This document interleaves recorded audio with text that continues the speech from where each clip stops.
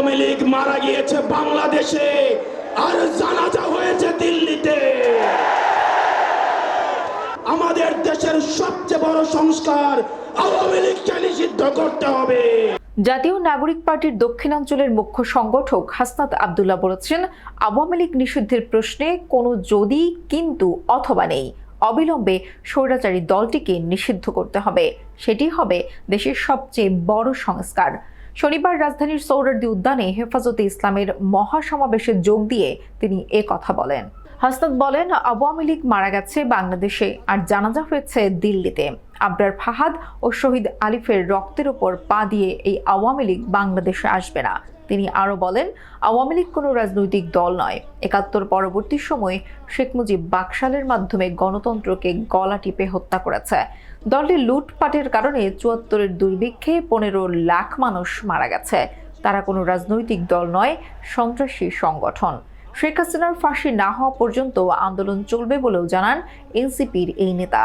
নারী সংস্কারের ব্যাপারে ডক্টর ইউনূসের উদ্দেশ্যে হাসনাত বলেন, অপ্রয়োজনীয় যে সংস্কারগুলো রয়েছে সেটিকে পাশ কাটিয়ে প্রয়োজনীয় সংস্কার করুন, যেটার মধ্য দিয়ে নারীদের সম্মান, ধর্মীয় মর্যাদা অক্ষুণ্ণ থাকে।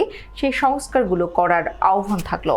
উল্লেখ্য, নারী অধিকার সংস্কার বিষয়ক কমিশনের প্রস্তাব বাতিল, শাপলা ট্র্যাজেডি সহ আওয়ামী শাসনামলে সব গণহত্যার বিচার সহ ৪ দফা দাবিতে রাজধানীতে মহাসমাবেশ করছে হেফাজতে ইসলাম। সবচেয়ে বড় সংস্কার আওয়ামী লীগকে নিষিদ্ধ করতে হবে। কোনো কিন্তু অথবা নেই।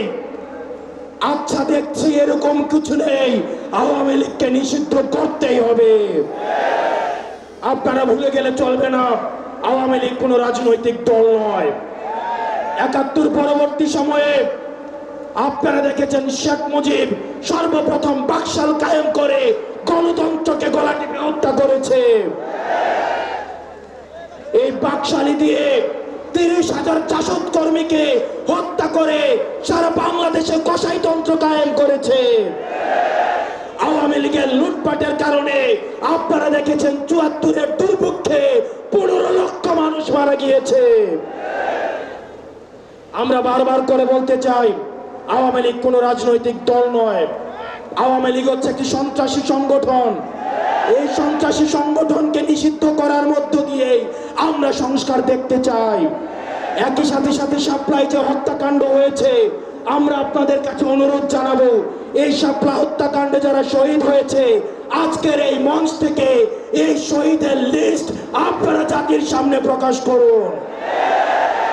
একই সাথে হাসিনার এই ফাঁসি না হওয়া পর্যন্ত প্রয়োজন হলে আমাদের শেষ রক্তবিন্দু দিয়ে এই তরুণ প্রজন্ম আমরা হাসিনার ফাঁসি নিশ্চিত করা পর্যন্ত আমরা আন্দোলন চালিয়ে যাব। এবং নারী সংস্কার নিয়ে যেই কনসার্ন আপনাদের কাছ থেকে এসেছে, আমরা চাই ডক্টর মোহাম্মদ ইউনূস এই কনসার্নগুলোকে আপনি অতি সত্বর অ্যাড্রেস করবেন এবং অপ্রয়োজনীয় যে সংস্কারগুলো রয়েছে সেটিকে পাশ কাটিয়ে প্রয়োজনীয়